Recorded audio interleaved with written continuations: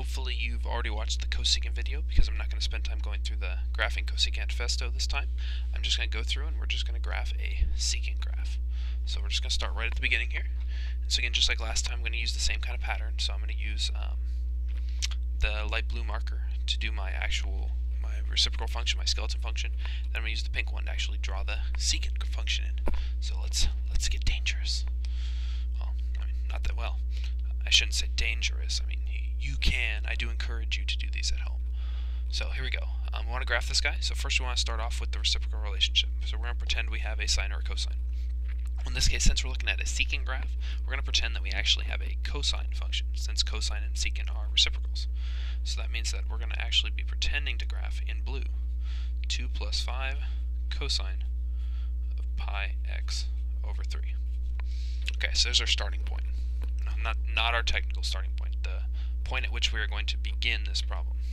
Shouldn't mix up my lingo. So first, to do this, I need to analyze this function. So I'm going to start with my period. And so obviously I've made this period a little bit harder. So it's going to be 2 pi over the coefficient of x. So it'll be 2 pi over 3, which is the same thing as 2 pi times 3 over pi, since they're just dividing fractions. In this way, pi's will cancel. We're going to get 6. So my period is actually 6, just a number.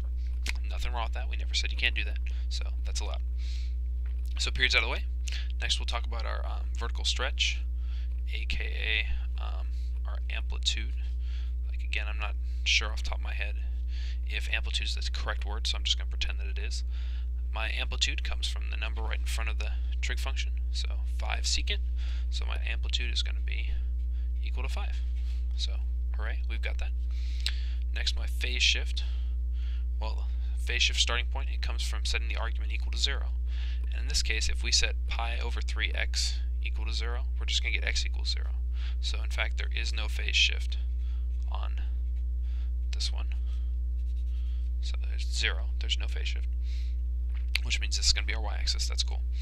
And then lastly, our vertical shift. So how much we're going to move it up or down. This time I see that it's a positive 2. So again, you know what? Yeah, that's okay. I will do it. So positive 2 is going to be our vertical shift. So it's going to be up 2. Okay, so now we're ready to kind of start graphing, or actually plotting this stuff about the skeleton function. Again, just like last time, I'm going to have to be careful. I want to make sure I leave room for my actual function. So I'm going to kind of set some boundaries here for my actual function. And now let's start doing it. Like, let's label. So first, the vertical shift. It's y equals 2. So if that's 2, this is going to be 2 plus my amplitude, so 2 plus 5 is 7. Down here is going to be 2 minus 5, which is negative 3. Setting some stuff up here. Now, I mean, what the heck, I'm sitting here. Why don't I graph the actual cosine shape, since that's the first step in the original manifesto. So cosine starts at the max of min. It's a positive one, so I'm going to start it up here. Then it will go down to there, come back up to there. So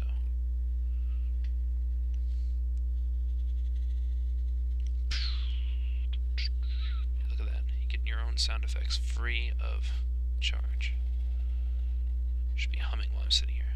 Okay, so my ends came up a little higher than I wanted, but who noticed? Nobody noticed. I didn't notice. So there we go.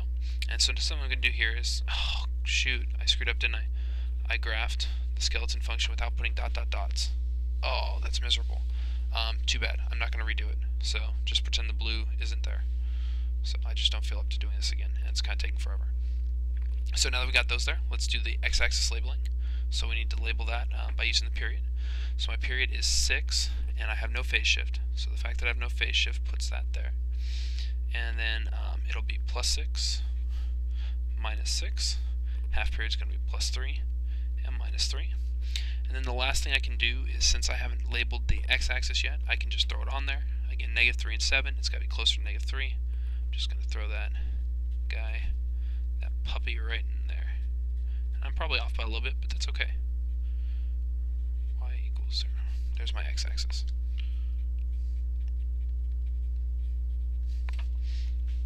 Okay, so now that I've done all this work, we're ready to actually graph the real deal. The numbers were kind of easy this time. I wonder who came up with those nice numbers. That'd be me. Okay, so looking at this, we've got to reciprocalize it. So we've got to turn zeros into vertical asymptotes first. So my zeros are going to turn into the pink vertical asymptotes. So again, this pinkish reddish color is going to represent my actual secant function.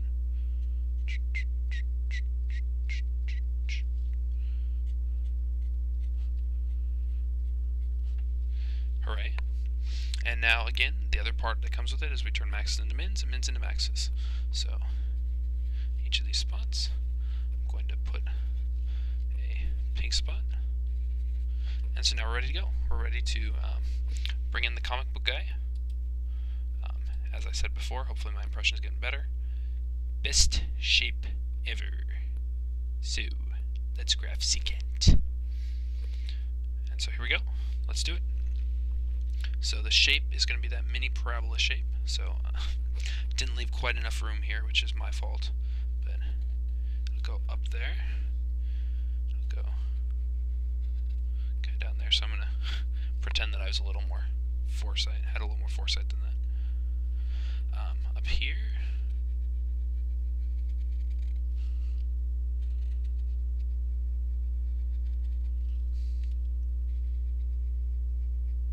And there we go. And now if you wanted to, obviously we could continue this shape and throw it up here. But really this has two periods. So there's 1, 2. So we've got 2 periods graphed here. This works just fine.